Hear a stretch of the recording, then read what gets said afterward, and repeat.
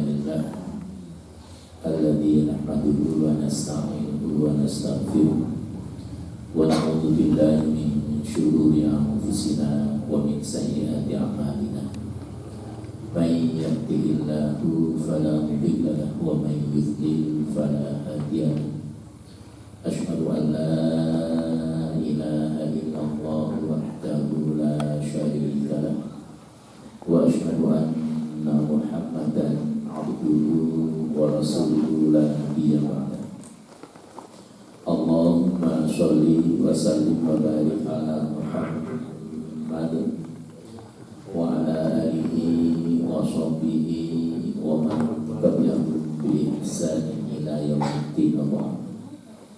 قال تعالى في كتابه الكريم أعوذ بالله من الشيطان الرجيم يا أيها الذين آمنوا اتقوا الله حق تقاته ولا تموتن إلا وأنتم مسلمون يا أيها الذين آمنوا اتقوا الله وقولوا قولا سديدا يصلح لكم أعمالكم ويغفر لكم ذنوبكم ومن يطع الله ورسوله فقد فاز فوزا عظيما.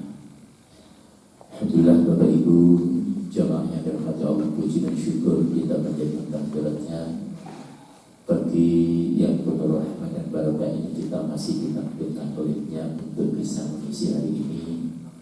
Mudah-mudahan apa yang kita tunaikan bernilai ibadah di sisi Allah. Karena itu mari kita awali kajian kita dengan bacaan basmalah. Bismillahirrahmanirrahim.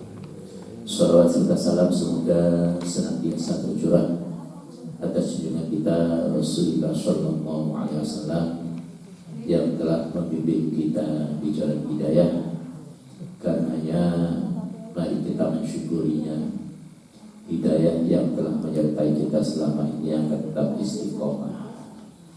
Jangan sampai lepas, jangan sampai terlepas, dan juga jangan sampai dilepas oleh godaan apapun juga, agar bisa bersama-sama kita nanti ketika menghadap Allah mudah-mudahan menghadap dalam kondisi yang husnul khotimah.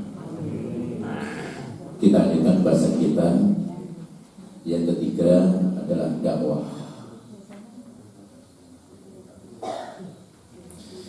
Hidup kita perlu interaksi dengan yang lain. Jangan kita ingin baik sendiri dan merasa baik sendiri. Dakwah yang harus kita tunaikan di sini adalah dakwah bil qaul dan dakwah bil hal. Qaul artinya dengan ucapan, hal artinya dengan perilaku, perbuatan.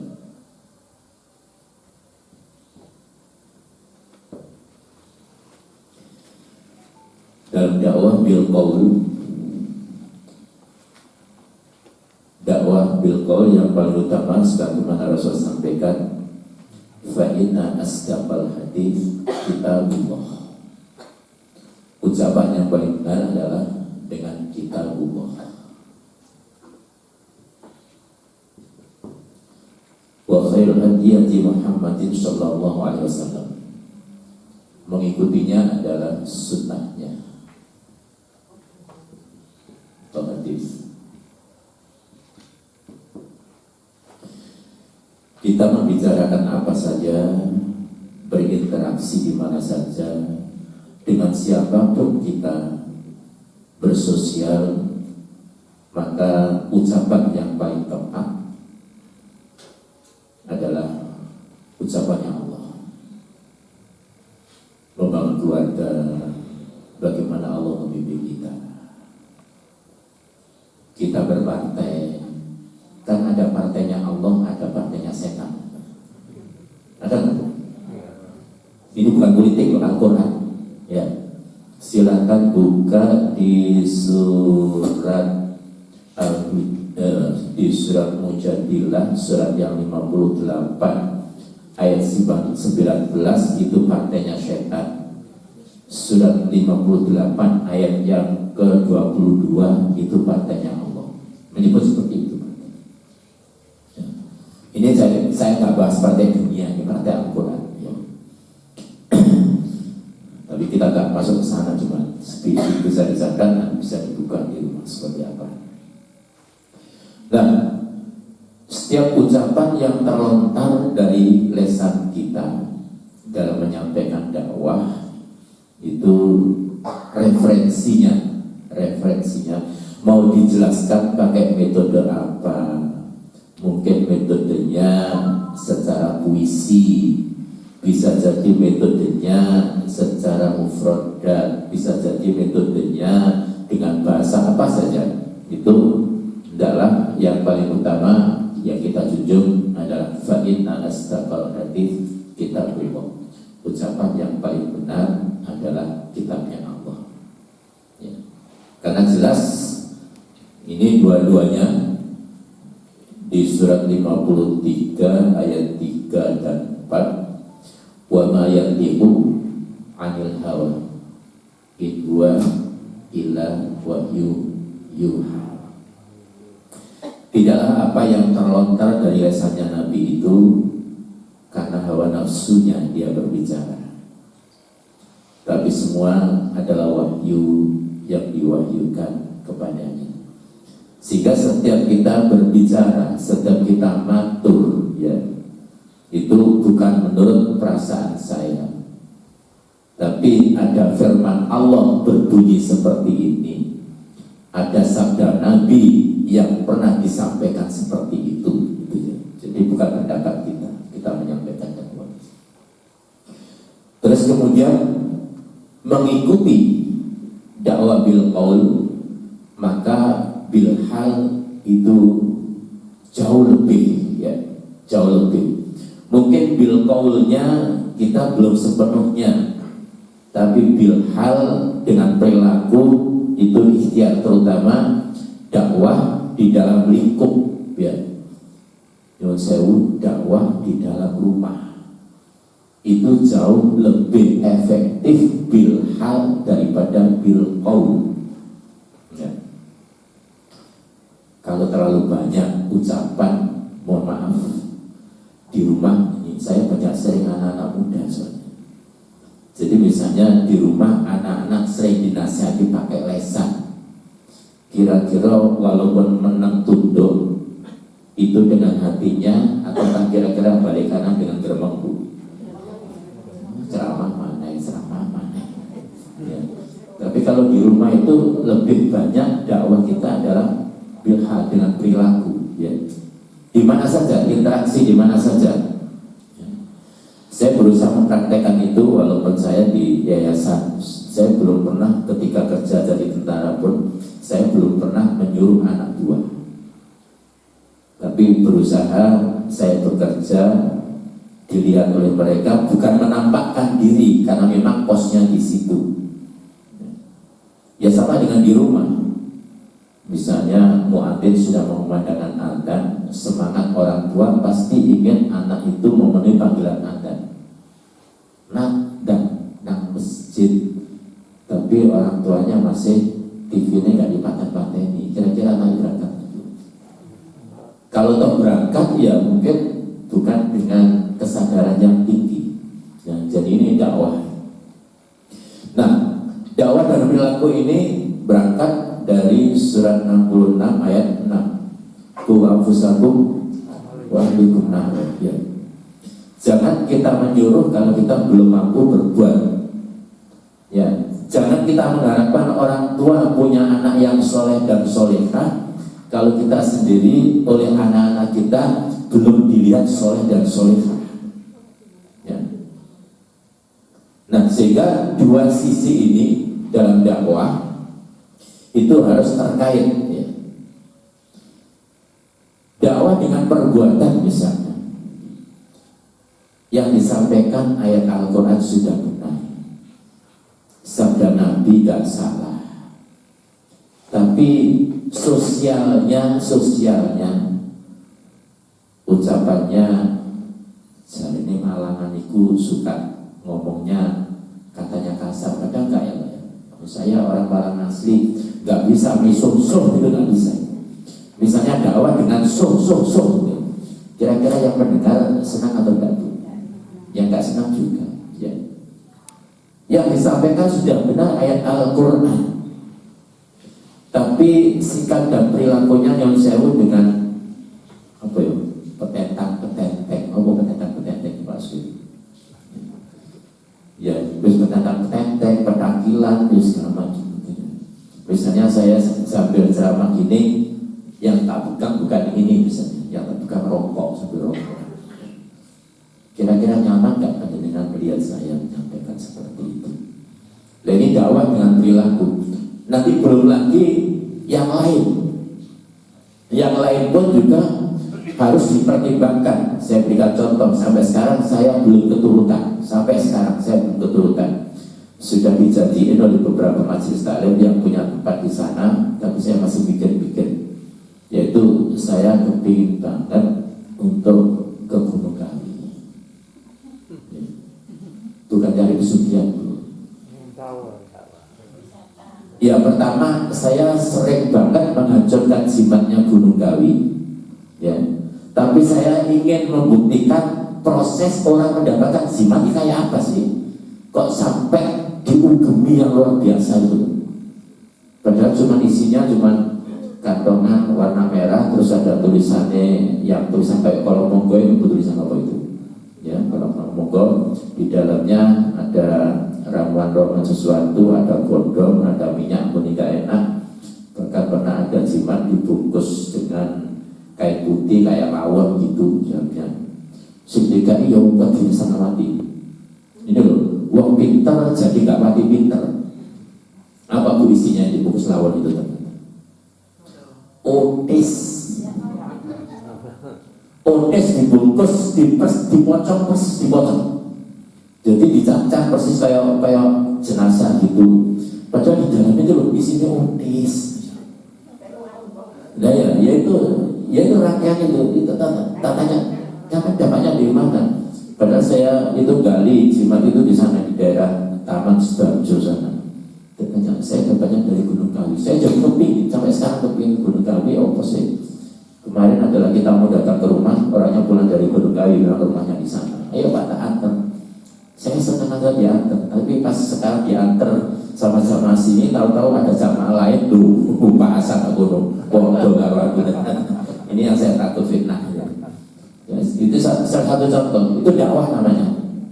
Jadi saya sering menyampaikan dakwah tentang pelurusan tauhid, tapi tahu-tahu orang melihat saya ada di lingkungan, ya, yang berseberangan dengan tauhid. Ini dakwah dengan perilaku. Ya sama misalnya saya keluar dari lokalisasi, terus ada yang ngincer jamaah salbu, bahasa pantesan adem-adem dengan lokalisasi. Ya padahal pulang dari isi pengajian misalnya. Nah ini yang seperti ini juga namanya dakwah, ya. Dengan perilaku, ya, walaupun kita sudah benar lillahnya, lillahi ta'alanya, tapi aspek sosial juga nggak bisa ditinggalkan. Ini dakwah.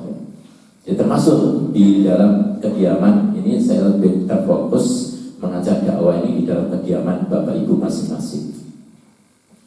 Orang tua selalu menjadi uswah, ya, suri teladan. Karena Allah amanahkan kepada kita kullu mauludin yuladu ala fitrah. Ya.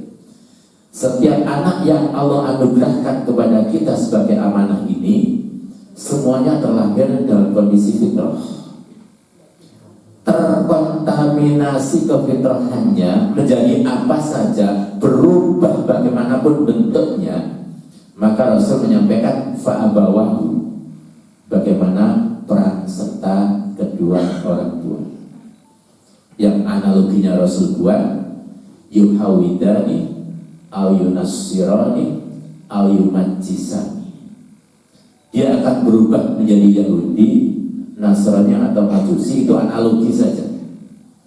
Artinya berubah apa saja, anak yang fitrah itu tergantung sentuhan kedua orang tua. Nah, ini dakwah bilhaq, dakwah dengan perbuatan. Ketika ketika orang tuanya pagi-pagi nyapu, anak kecil itu mesti minta sapu. Ya, ketika saya kemarin cucu, ya, setiap saya sholat, kalau di sholat ya pasti naik ke atas punggung. Saya ingat jadi, oh iya dulu cucunya Nabi juga gitu. Jangan dimarahi. Makanya termasuk kalau ada anak kecil ke masjid, ya, misalnya rame namanya anak kecil, mohon solusinya bukan dibentak. Ya. Saya jadi teringat yang seperti ini. An Umar bin Ummi Salamah, dari Umar anaknya Ummu Salamah. Abu Salamah meninggal dalam dakwah, kemudian Ummu Salamah dinikahi oleh Rasul. Nah, Umar itu kuntu hajri fi Rasulillahi sallallahu alaihi wasallam. Spontan saya ingat itu karena itu suatu pendidikan yang sungguh luar biasa baiknya. Umar ketika dewasa mengisahkan peristiwa ketika dia kecil. Kuntu hajri fi Rasulillahi sallallahu alaihi wasallam adalah aku dulu ketika kecil dalam omongannya Nabi. Ceritanya Umar adalah anak tirinya Nabi. Kalau sekarang namanya tiri itu terkadang ya kalau sing harmonis, kalau sing gak pakai harmonis kan gitu kan. Tapi yang dicontohkan oleh Rasul harmonisnya luar biasa. Si Umar anak tiri ini mengisahkan, saat itu ketika aku dalam binaan Nabi, setiap ada acara aku juga ikut, bahasa kita gitu. Dan tanganku gak pernah berhenti, selalu menjamah makanan yang ada di situ, tapi gak jadi dimakan, dijamah, dilempar barangkali, diambil, taruh lagi. Kira-kira ada nggak bu anak cucu kita sekarang? Ya, sama gitu. Terus ngapain kita marah? Karena malu pada lingkungan? Enggak, Rasul nggak marah. Apalagi yang berbuat ini adalah anak tiri. Tapi kemudian justru Umar dipanggil taat. Bahkan ada beberapa kisah yang memanggil dia Bunaya, wahai anakku, padahal itu anak tiri, tapi dia nisbahkan sebagai anakku. Di hadapan orang lain, sang bapak tiri menyebut anakku. Betapa tersanjungnya dia. Dan ketika melakukan kesalahan, bukan dihardik, bukan dipukul, tapi Umar mengatakan, aku langsung dirangkul oleh Rasul. Rasul paling suka adalah memegang pundak sambil ditepuk-tepuk gini, kemudian dipanggil, tak kesini. Kalau kau mau makan, sambillah. Ini kan menjadi adab makan kita. Ucapkan Bismillah. Yang kedua, fayakul biyaminika. Makanlah dengan tangan kananmu. Makanya Rasul kan juga di hadis yang lain menyampaikan, makan minum tangan kiri ini perbuatan syaitan. Yang ketiga, fayakul mimma yalik. Makanlah yang terdekat dengan kamu. Makanya tata cara makan kita, walaupun mungkin kita belum mengenal hadis ini, kalau kita makan di piring saja, yang jauh di piring, yang kita ambil duluan ini kira-kira yang sebelah sana atau sebelah sini? Sebelah sini. Sebenarnya ini sudah mencerminkan tata cara makan yang pernah diajarkan oleh Rasul dulu. Cuman Umar tadi itu adalah di rampatan kalau kita sekarang. Makanya saya kadang pesan pada ibu-ibu, bu, kalau misalnya ngadain acara, ya misalnya nanti masjid kita ini normal kembali. Habis pengajian gini misalnya ada yang disajikan di luar sana. Ini coba praktekkan ini. Ya, misalnya jajannya warna telu atau warna apa. Ya jangan singkat ini Pizza Hut, sinomono, godong, sinomono. Ya usahakan ini. Ya. Jadi usahakan kalau misalnya jajannya warna papat, ya sak loyang atau sak piring itu ada jajan warna papat gitu. Ya. Jadi jangan sampai nanti yang dekat ini, waduh, aku kemana nanti pas apa itu pizzanya dekat dengan saya mesti mau muntah kalau lihat pizza itu. Ya. Nah, jadi itu tata cara makan Rasul itu. Jadi itu saya langsung respon kepada ibu-ibu. Kalau ada acara bu di PKK, bu di pengajian di rumah, kalau rampatan itu usahakan Satu piring itu ya jajan warna pirang ada di situ, sehingga orang di sana mau pilih apa sudah ada di situ. Itu mengamalkan, ya mengamalkan.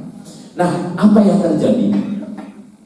Hadis itu dikisahkan oleh Umar bin Salamah ketika dia sudah dewasa, sambil memberikan komentar, ya, sambil memberikan komentar. Apa komentarnya? Seperti itulah selamanya tata cara makanku setelah diajari oleh Rasul. Ada apa? Nah, di sini saya teringat dengan ayat, yaitu di surat 3 ayat 159. Biasa disebut ini keberhasilan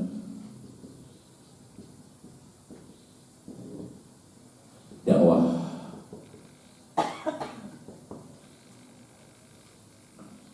Terkesan banget umur yang kecil itu, padahal masa anak-anak dia dapat bimbingan, tapi bisa menjaga amal dan perbuatannya, kemudian disampaikan ketika sudah dewasa.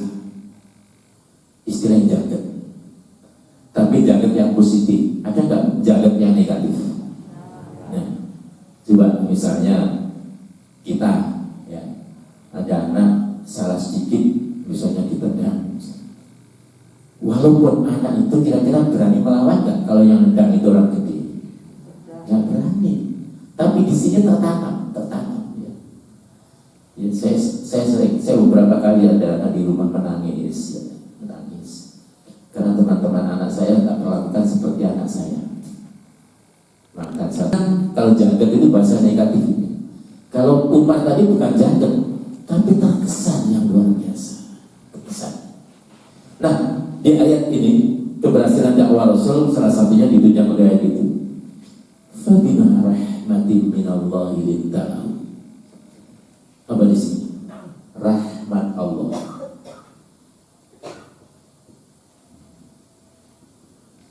Maka akan mencerminkan sikap dan perilaku dakwah yang luar biasa.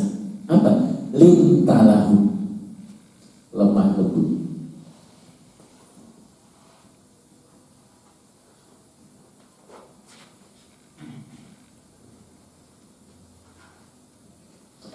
Nanti kita bandingkan interaksi di mana saja.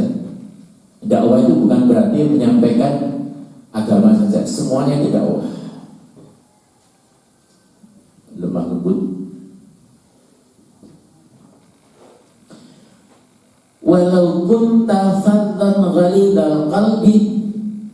Nah, jika ucapan kasar, hati keras. Hati keras itu bosong alangannya apa, Bu? Apa gitu? Pengkuh. Ya pengkuh ya, Pak. Ya karena lebih itu. Jadi ayat ini membimbing kita, kalau kita ingin dakwah kita berhasil, ya dakwah itu kalau saya kembali ke dalam rumah. Dakwah di dalam rumah adalah mencetak generasi, agar segala ikhtiar kita itu terus mendapatkan nilai. Karena Rasul memotivasi kita gini, man da'a ilallahi hudan kana lahu minal ajri mithlul ladhi min ujuri man tabi'ahu la yanqusu min ujurihim syai'a. Siapa yang menyampaikan dakwah, menyuruh, mengajak, memotivasi, memberikan fasilitas, ya. Makanya kenapa di bulan Ramadan mestinya siapa yang memberikan berbuka puasa bagi orang yang berpuasa, dia mendapatkan nilai pahala puasa bagi orang itu tanpa menjelaskan. Ini yang ada sih. Ya. Nah, ketika kita menyampaikan dakwah kebaikan, dan sekarang kembali ke dalam rumah lagi, tidak ada orang tua yang tidak membimbing anaknya dengan kebaikan. Tidak ada orang tua yang menghambat, ya, keinginan anak untuk maju dalam bidang apa saja. Setiap orang tua pasti, ya, mensupport yang luar biasa. Bisa jadi orang tua ini kalah dan ngalah dengan anak. Benar nggak, Bu? Nah, ayo kita mencari sesuatu yang jika mungkin ada kelemahan pada diri kita, tapi kita bisa menghasilkan sesuatu dari kelemahan itu dengan suatu kebaikan. Nanti bukan di bab keutamaan membaca Al-Quran.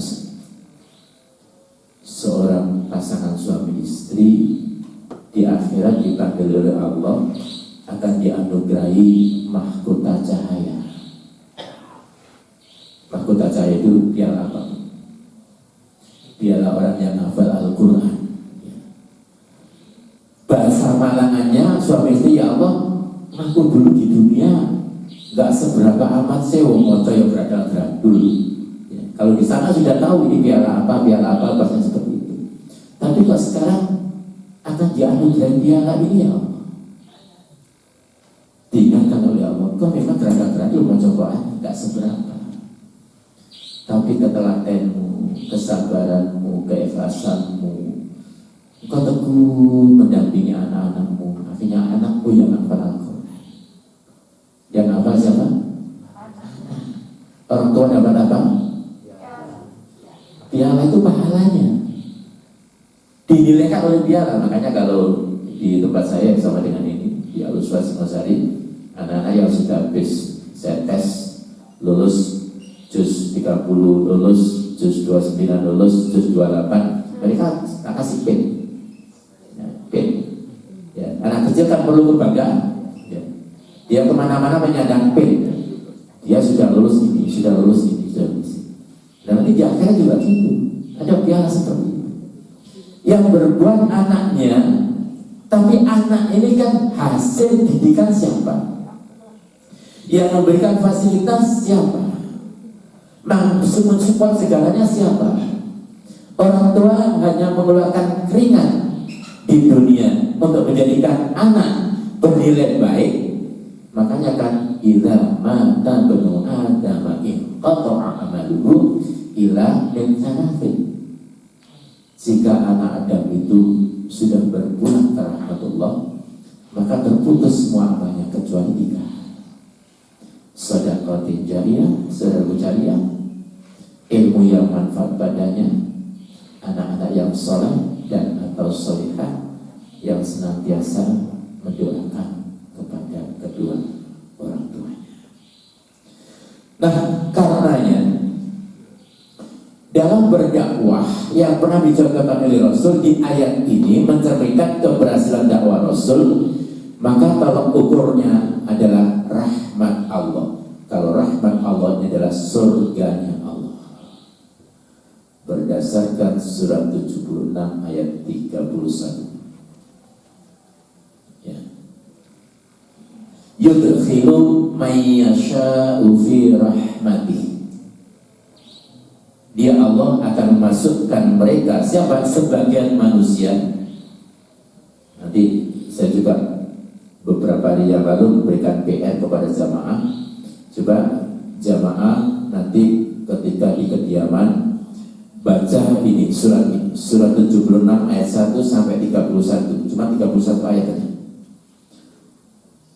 Ayat demi ayat dalam surat ini mencerminkan bagaimana Allah memproses penciptaan manusia. Di ayat yang pertama diawali dengan Allah bertanya, hal ata 'alal insani hinun minad dahri lam yakun syai'an madhkura. Bukankah telah datang masa demi waktu di mana kalian wahai manusia ganteng kaya apa, ayune uleng-ulengan sika karu-karuan, harta yang melimpah ruah, ada yang pas-pasan, terkenal sejagat atau tersembunyi gak ada yang tahu. Tetap asalnya kata Allah cuman dari sesuatu yang gak pantas untuk disebut. Dari apa sih kita?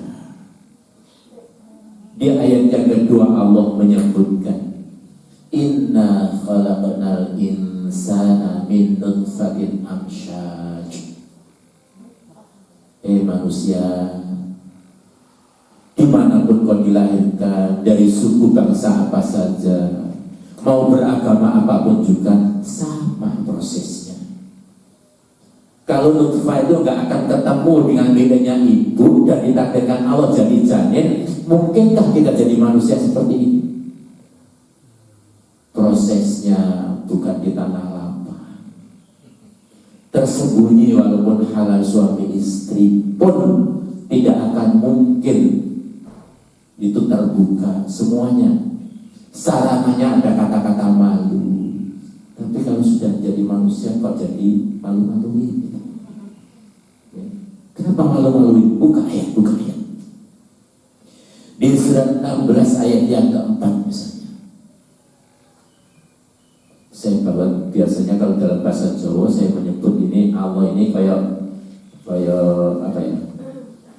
Ya, karena kalimatnya gini, manusia itu cuma diciptakan dari nutfah, dari air mani. Gak mungkin air mani dijajak, mani.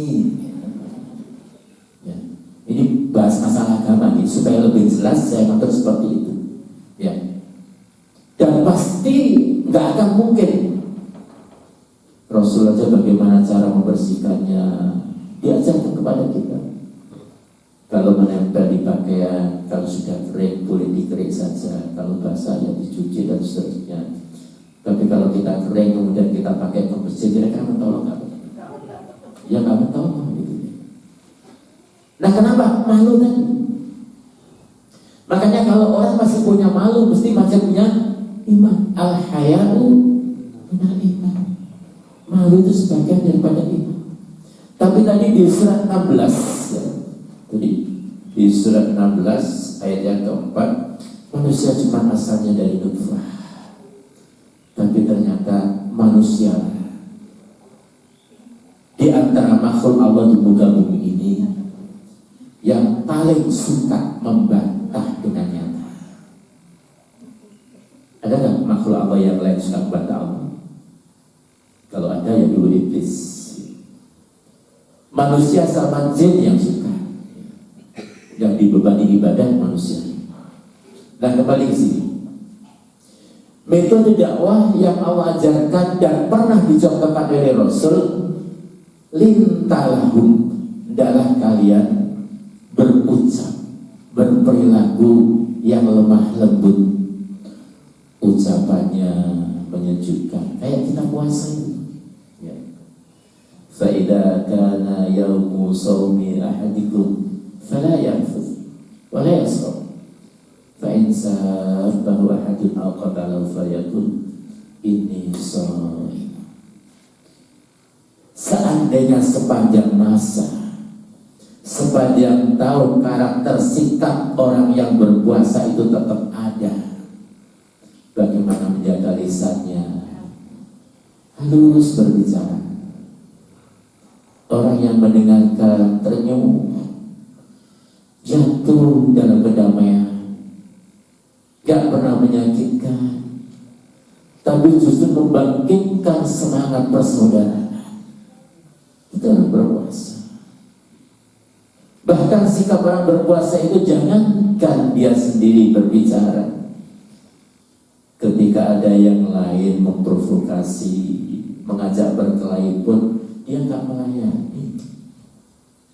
Rasul menyampaikan, maaf, ini shaim, saya lagi berpuasa.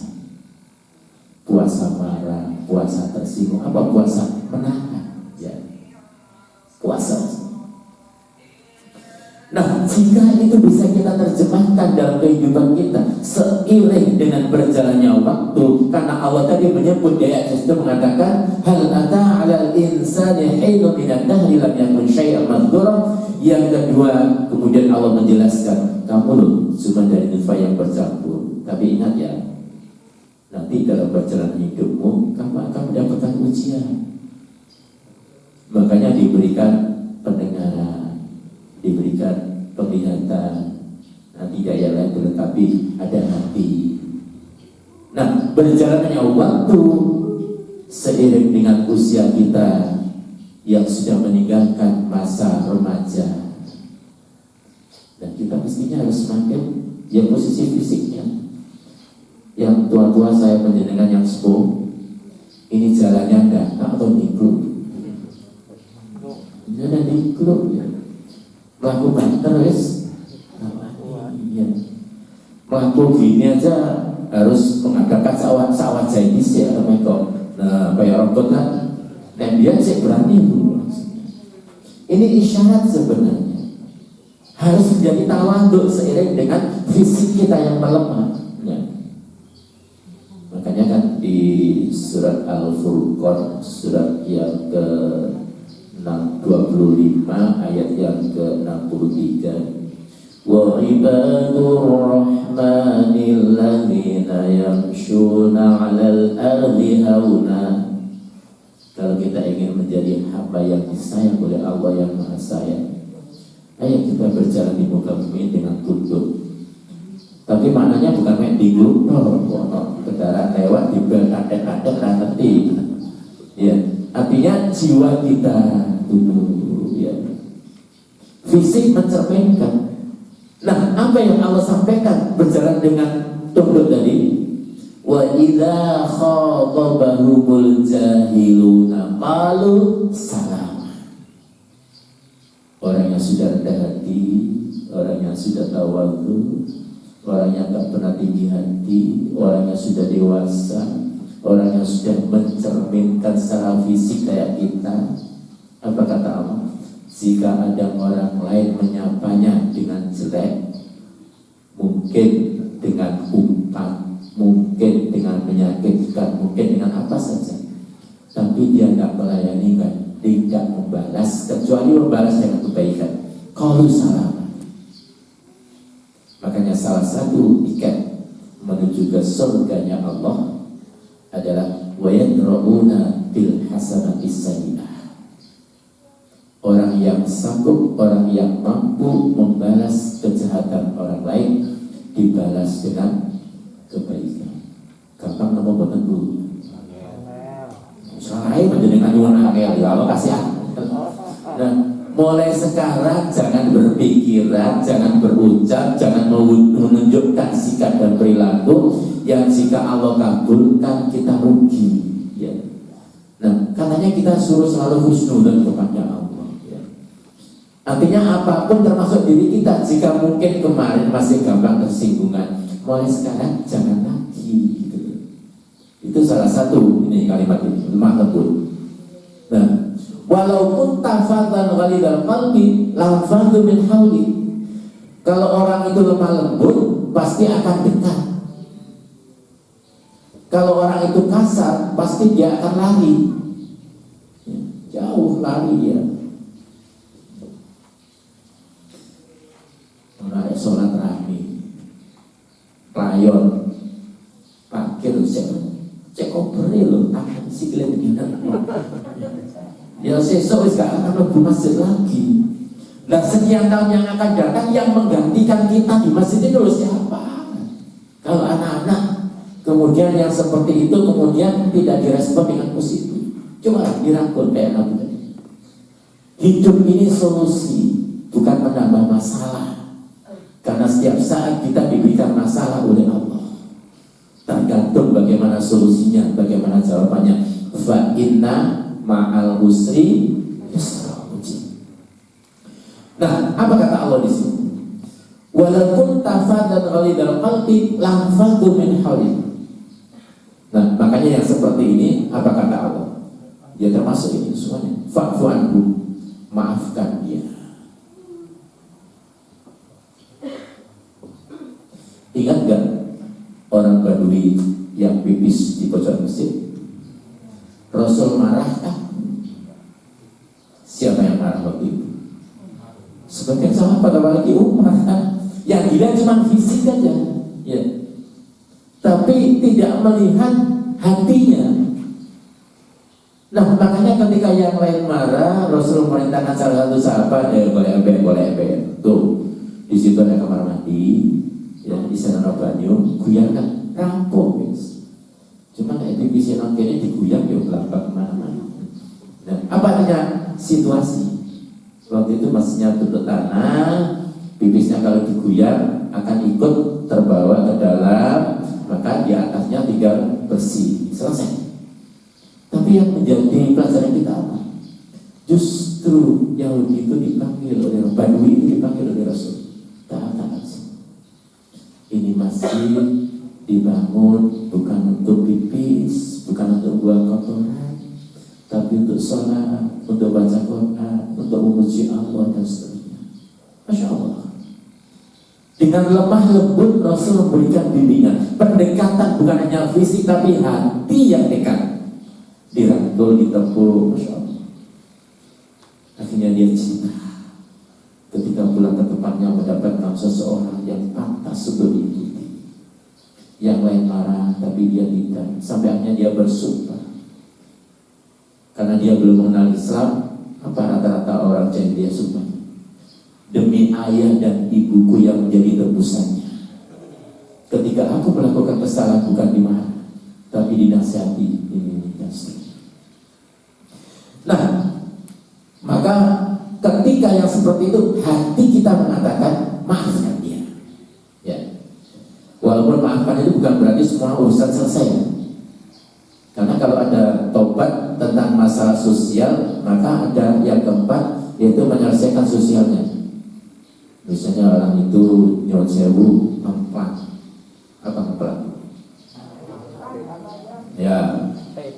Nek dimaafno bukan berarti sing dikemplang itu bebas, enggak. Itu boleh diminta, kan? Harus menyelesaikan seperti itu. Kalau toh dibebaskan ya itu tambah kebaikan juga, seperti itu. Dan maafkan, setelah maafkan mintakan ampun.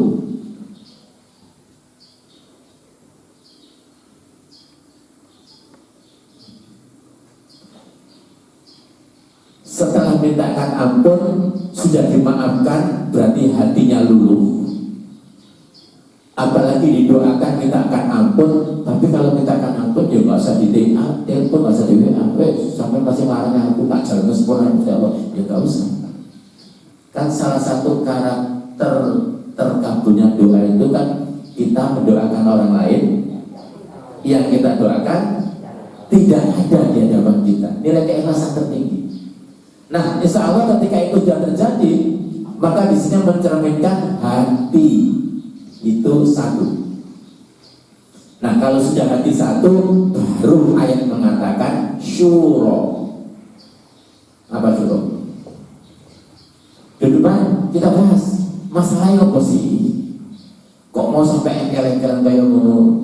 Kita nggak usah. Kalau misalnya masjid dengan syuro itu berbeda pendapat, wajar. Lahir dari lahir yang berbeda kok. Tapi aja terus angkat kursi dilempar gitu ya. Masing-masing harus turunkan suhunya ya. Prosesnya ini. Nah, ini untuk apa? Mencapai sepakat. Nah, akhirnya muncul di sini azab. Apa azab? Azab itu tekad sampai dengan pelaksanaan itu. Jadi di sini azab itu tekad sampai dengan pelaksanaan. Nah, baru faida azabta fatawakkal ala Allah. Tawakal. Tawakal itu tentang hasil. Ya. Kita cuma bisa berazam, beraktivitas. Hasil tidak punya hak untuk menentukan. Misal, apa saja. Misalnya tentang bisnis misalnya. Walaupun sudah dihitung matang, kira-kira hasilnya apa pasti seperti itu, Pak? Masa aja Bu ya, katanya bumbunya harus wakil. Tapi begitu, kok isi ceplang ini ya, masih ada. Nah, tawakal. Fa'idha azamta fatawakal ala Allah. Ya sama, dakwah kita. Sepanjang kita sudah mengkondisikan generasi kita baik, ya harapannya sih hasilnya baik. Apa seperti apapun yang dihasilkan, tawakal kita pada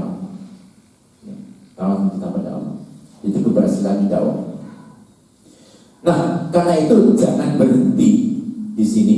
Di surat 3 ayat 104. Wal takum minkum ummatun yad'una ilal khairi wa ya'muruna bil ma'ruf wa yanhauna 'anil munkar. Ini terus menerus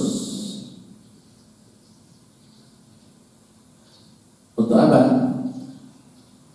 Amar ma'ruf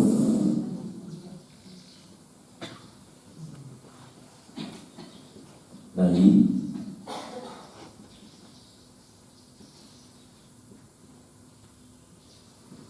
untuk meraih apa?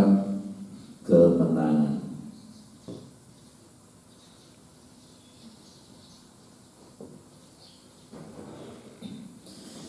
Hidup kita adalah fastabik.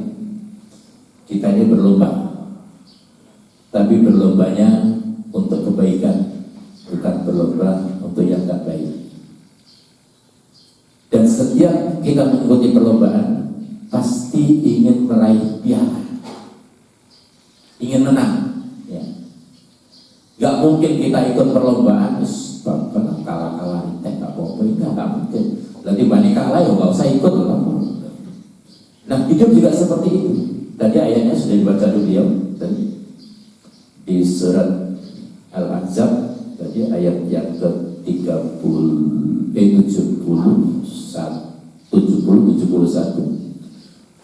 di surat ayat 70 perintah tentang jujurnya, 71 dampaknya yusrih lakum a'malakum wa yaghfir lakum dzunubakum. Orang bisa mendapatkan nilainya 2 di ayat tadi. Amal kita selalu diperbaiki oleh Allah, dosa kita selalu diampuni oleh Allah jika 2 juga kita lakukan. Orang amar ma'ruf dong, ya, menyuruh dan mengajak kebaikan dong, tanpa mencegah yang mungkar, kejelekan, ya, nanti bisa nilai amar ma'rufnya itu terpotong bahkan habis. Orang bisa nahi mungkar dong, tapi gak pernah amar ma'ruf, yang ditanggung apa? Yang pertama, jadi kadang sholat, gaji, pengajian gak pernah berhenti kemana-mana, tapi jahat dengan ibu. Ya nilai sholatnya, nilai pengajiannya bisa jadi nggak imbang, bahkan jauh lebih tinggi kejahatan dengan manusianya. Rasul sampaikan di bab muflis, bab orang yang bangkrut. Atau ada falsafah dalam kehidupan kita, ya, karena saya di pengajian diikuti orang beragam. Saya pernah ngaji diikuti orang Hindu, ada orang Buddha, ada orang Katolik beberapa kali. Sampai orang Kejawen juga ikut ngaji. Kalau kita sholat orang yang nunggu di sana, habis sholat diskusi dan seterusnya. Apa prinsipnya? Tuhan tak orang kaget. Sepentingan aku kalau menjenengan rapi, dengan tetangga tak pernah nyakiti. Yes. Jadi kau pernah ngotak yo, aku yo tak pernah kok pak.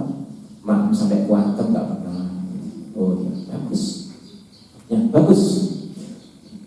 Dia tidak berbuat mungkar kepada orang lain. Mungkar artinya berbuat suatu kesalahan yang bisa merugikan orang lain. Dia nggak pernah, tapi nggak pernah sholat, nggak pernah apa. Baik, menurut yang berpendapat seperti itu. Tapi menurut saya agama konteksnya berbeda. Jika kita, ayo dua sisi kita konsumsi dalam dakwah kita. Mudah-mudahan dakwah yang kita kemas selama ini menghasilkan, ya, menghasilkan bukan hanya sejenak di dunia, tapi sampai di akhirat nanti. Baik, ini sudah level, ya. Barangkali ada satu pertanyaan untuk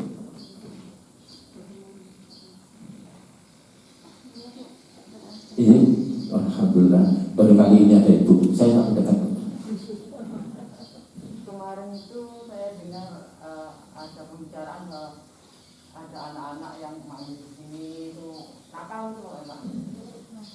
ada wacana untuk bikin portal atau apa untuk menahan mereka untuk supaya nggak nakal di sini gitu. Kira-kira solusinya seperti apa Pak supaya tetap anak-anak itu bisa terakomodir gitu, tapi juga kita menjadikan jadi ini tidak jadi tempat yang tertutup untuk orang mau masuk gitu. Karena kita berharap banyak dari masjid ini untuk menjadikan generasi kader-kader kita nanti itu menjadi penerus kita. Jadi yang seperti ini juga tidak bisa membalik tangan. Kalau saya lebih suka itu berangkat dari hati. Misalnya anak-anak itu sukanya apa? Makanya saya kemana-mana biasanya suka menyediakan fasilitas anak-anak. Misalnya saya selalu ada buku, saya selalu ada kue, saya selalu ada apa. Ya memang anak ya berangkatnya dari sana. Beda dengan kita yang sepuh ini. Yang sepuh ini sudah memiliki wawasan yang cukup, nggak perlu lagi dipancing dengan yang seperti itu. Tapi walaupun awalnya juga masih, saya ada satu majelis yang di kuliah subuh ini, ya, itu hari pertama ditumi buku sama pulpen semua. Begitu harapannya berkenan tulis dan nyatet. Terus begitu pengajian berikutnya 3/3. Berikutnya sekarang gelas ke atas. Nah yang sepuh aja belum tentu disiplin, apalagi anak. Nanti akan muncul di sini. Yang keempat dalam dakwah kuncinya adalah ini. Ya. Sahabat bahasa kita berasal dari bahasa Arabnya sobaro. Sobaro juga menahan. Apa menahan? Definisi utama sabar itu dalam bahasa Arabnya habsun nafsi fi syariatillah, mampu mengendalikan hawa nafsu agar tetap berada di dalam syariat agama Allah. Tegakah kita kalau lihat anak-anak waktunya sholat dia main sepak bola? Tega nggak kita? Kalau nggak tega, jangan biarkan mereka main sepak bola waktu sholat. Tapi dengan metode yang sesuai dengan alam mereka. Kita berangkat ke masjid, di tengah jalan sana misalnya orang masih nongkrong aja, nggak mau datang ke masjid, langsung kita sampai ke rumah, angkat. Padahal orang itu misalnya nunggu penumpang, mulai esok dulu angkat penumpang, terbayang di sini Allah, yang di rumah nunggu beras hijau dulu ngono, sementara ya terus sampai dulu salahnya aku bikin ya semua tidak betul. Jadi ya kita tanya dulu lah, kita siwai dulu dan seterusnya. Ya bagaimana generasi salaf dulu kan, dan seterusnya seperti itu. Jadi solusinya seperti ini tadi. Ayo kita pecahkan bersama lemah lembut yang akan kita sentuhkan kepada anak-anak supaya anak-anak itu terikat hatinya, ya terikat hatinya untuk bisa mencintai rumah Allah ini. Ya. Kalau misalnya dengan tindakan fisik yang kira-kira mereka, ya misalnya gini sepele, ya tempat saya ketika pertama kali saya pasang CCTV. Wah beredar rumor yang macam-macam. Padahal CCTV kan sarana biasa. Ya, misalnya saya bisa ngecek dari mana, itu bisa seperti itu. Tapi orang-orang yang biasa nangkap, hati-hati loh, makanya saya bisa mata-matai. Nah itu wajar yang seperti itu. Kenapa? Menyamakan persepsi dari yang berbeda itu tidak semudah. Berbeda wawasannya, berbeda usianya, berbeda semuanya nggak semudah. Ternyata kalau diakomodasi ini tadi diakomodasi. Ya saya doakan mudah-mudahan dengan bahasan ini akan muncul ide-ide, ya ide-ide. Tapi yang jelas tadi ini nanti ini ditambah nanti dikembangkan di surat 16 ayat 125. Ini biasa disebut metode dakwah. Mudah-mudahan metode dakwah kita pilih metode yang paling yang pernah dicontohkan oleh Rasul dulu, yang paling memungkinkan untuk bisa kita lakukan. Oke, ada kurang lebihnya mohon maaf karena waktu juga, akhirnya kita mengakhiri dulu. Insyaallah mudah-mudahan Allah berikan kesehatan kepada kita dan kita masing-masing berdoa. Mudah-mudahan musibah yang sedang kita jalani saat ini kita mendapatkan bimbingan Nabi dari Allah, dan kita tetap menjaga karena kita tak ngerti di mana musibah itu ada dan akan datang kapan, kita tak ngerti. Yang jelas secara media saat ini Malang itu memprihatinkan, benar ya? Ya, Malang itu memprihatinkan. Tapi saya cuma mengajak supaya kita nggak terlalu galau, ya. Karena insya Allah masjid itu suci. Tapi walaupun suci, kalau nggak ada ikhtiar untuk mensucikan diri, ya menjadi nggak suci. Insya Allah kita sudah menjalankan protokol dan seterusnya. Mudah-mudahan diberikan perlindungan oleh Allah. Kita akhiri dengan doa kafaratul majelis. Subhanakallahumma wa bihamdika asyhadu an la ilaha illa anta astaghfiruka wa atubu ilaik. Assalamualaikum.